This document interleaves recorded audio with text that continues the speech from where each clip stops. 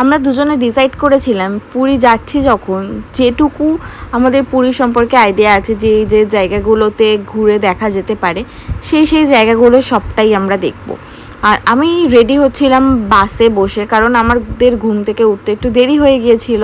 তো আমি ডিসাইড করেছিলাম যে বাসে বসেই আমি রেডি হয়ে নেব। এসে দেখি আমরা অনেক তাড়াতাড়ি চলে এসেছি, বাড়ি থেকে রেডি হয়েই আসতে পারতাম। তো আমি কুণালকে জিজ্ঞাসা করছিলাম যে কী রঙের লিপস্টিক পরবো, তো আমাকে বললো রেড কালার পরতে।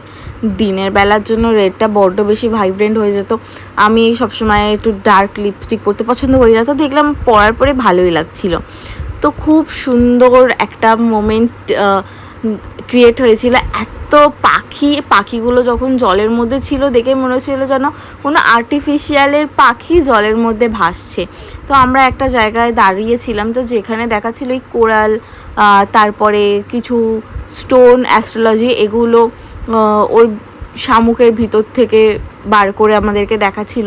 আর এই কালারফুল স্টোনটা আমার খুব পছন্দ হয়েছিল, বাট আমি ঠিক ট্রাস্ট করতে পারছিলাম না, তাই নিইনি।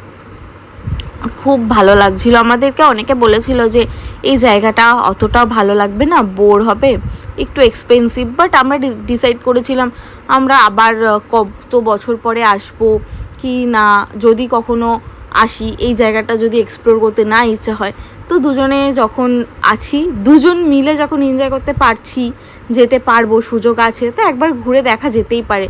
আর আসার পরে সত্যি মনে হচ্ছিলো যে যদি না আসতাম এই বিচটার জন্য, স্পেশালি এখন যে বিচের আমরা ভিডিওটা তোমাদের সাথে শেয়ার করছি, এইটা হয়তো মিস করে যেতাম। এখানে অনেকক্ষণ টাইম স্পেন্ড করেছি, অনেক ফটো ভিডিও, অনেক মজা করেছি, জলে অনেক লাফালাফি করেছি।